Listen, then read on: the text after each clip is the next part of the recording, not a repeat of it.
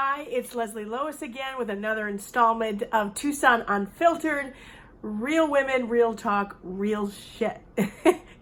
So first of all, I wanted to thank everyone who has subscribed to my channel. If you have not yet, please do so. I would really appreciate it. Shout out to Dave and Rachel. Rachel Dolly Wolf, I believe, is what she is known as on YouTube. A lot of people know her.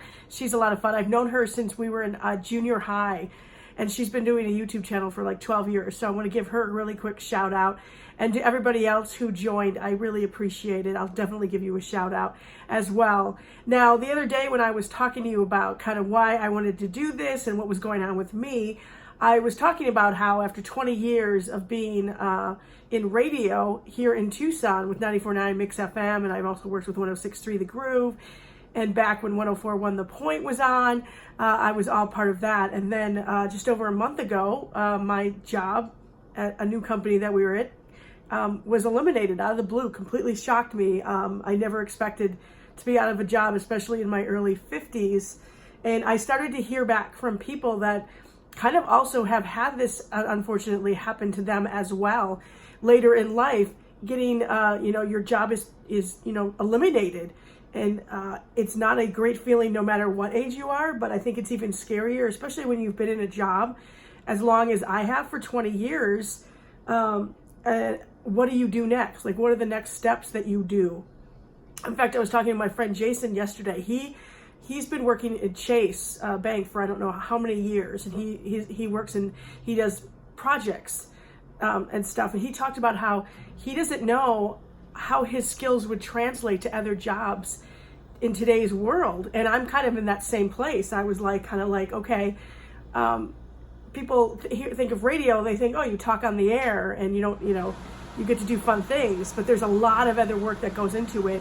So my struggle was trying to figure out, how do I take the skills that I have learned in the last 20 years to other fields that people would understand? And to do that, and you might have that same thing, where do I go from here?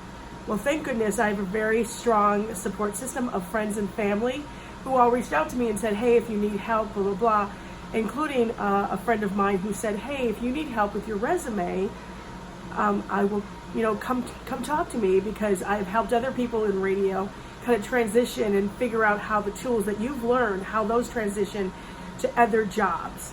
Okay, so I went to her. I had a resume, just in case. You always have one. I mean, it wasn't very, but the problem was, and here I'm going to show you this to you, it was, this is what it looked like, okay, because it was not done very professionally, but it had a lot of verbiage in it that's radio talk that people may not understand, that that I was a program director. What does that mean?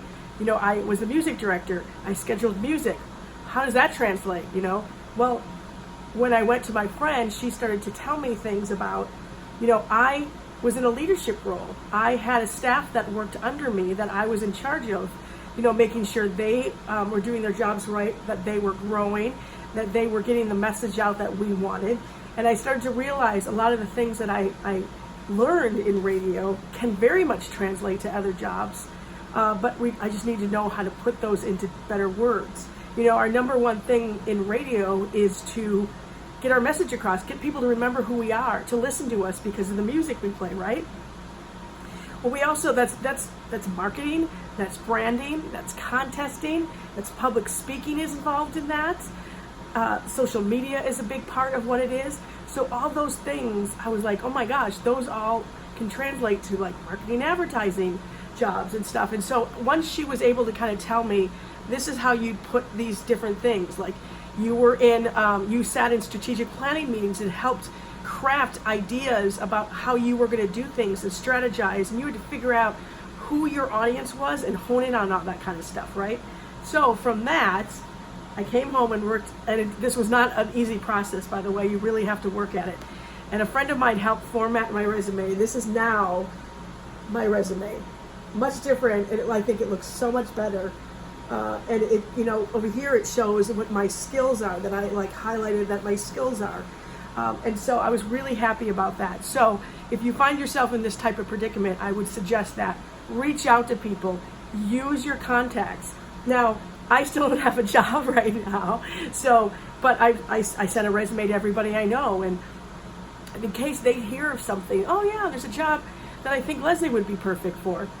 So that would be my suggestion to you if you find yourself in this type of position as well. I hope that was really helpful, and hopefully be helpful to me as well. I know I have a great support system. I know a lot of people, so hopefully that will come into play.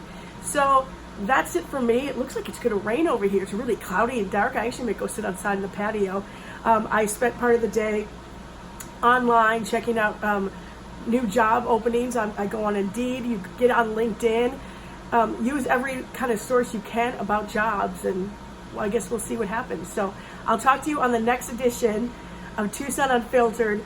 Real women, real talk, real shit. It's Leslie out for today. Bye.